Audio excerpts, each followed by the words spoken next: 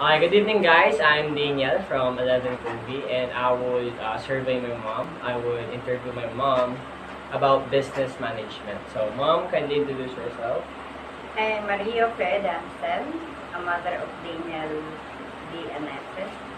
Okay. So I have a set of questions here that my teacher provided. So the first question is, what motivates you to be an entrepreneur?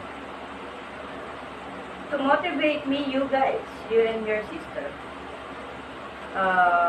Being as a solo parent, I have to provide your needs, especially your daily, basically.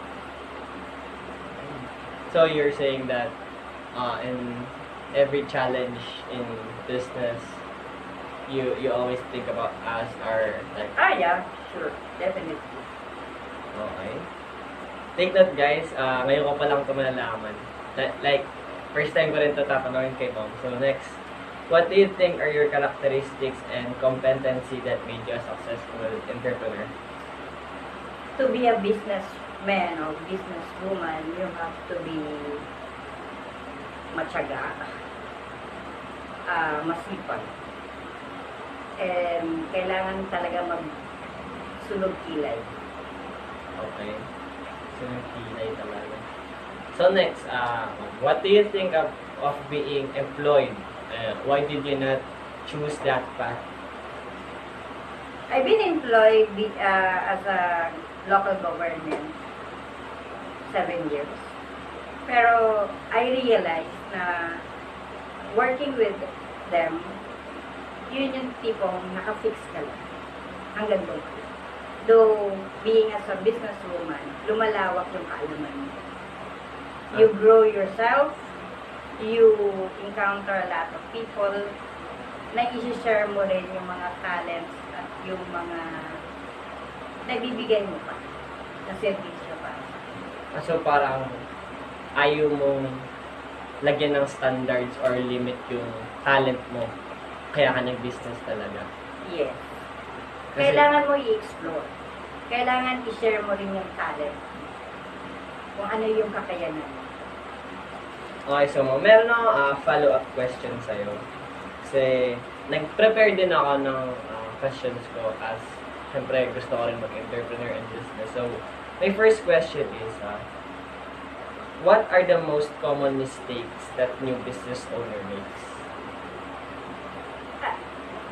What are the... Like, ano po yung madalas na pagkakamali ng mga bago-bago pa sa business? As ikaw, syempre, medyo pioneer ka na pagdating sa business. So, ano yung nakikita mong, or may na alam ka ba na parang mistakes nila pag bago-bago sila? Kasi in the business talagang maraming competitor yan, no? Maraming competition. So, first, kailangan mong laruin ang sistema na kung ano yung kailangan ng tao.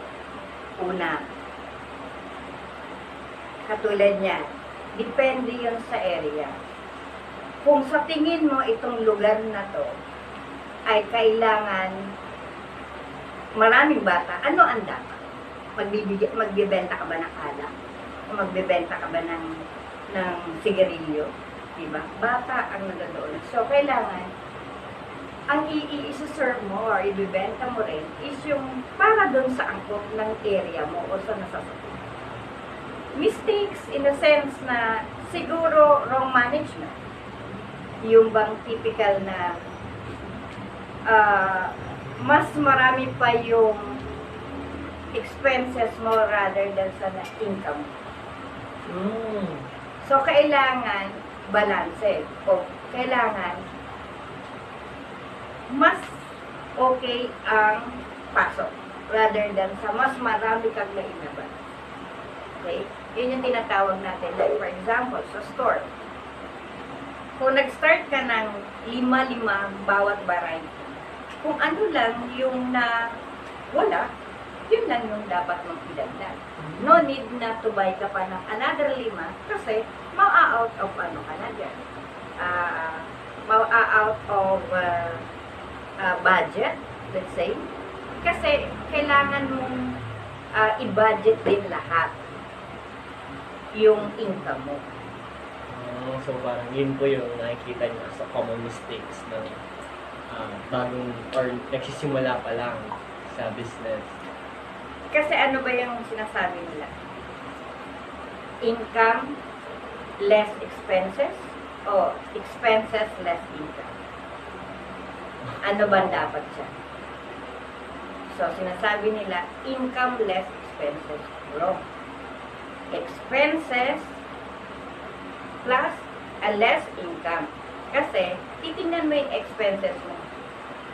Pag nakita mo na yung expenses mo at yun lang yung dumating sa benta mo, ibig sabihin, yun lang ang kita mo. Dapat gano'n. So, makikita mo yun. So, yung income mong natira, which is yun yung tubo mo, kailangan hatiin mo pa rin sa dalawa. Yun yung magiging savings mo. At ito yung kalahati, magiging petos mo.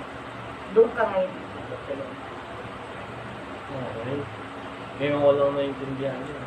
Like guys, first time ko tong pinanong kay mom.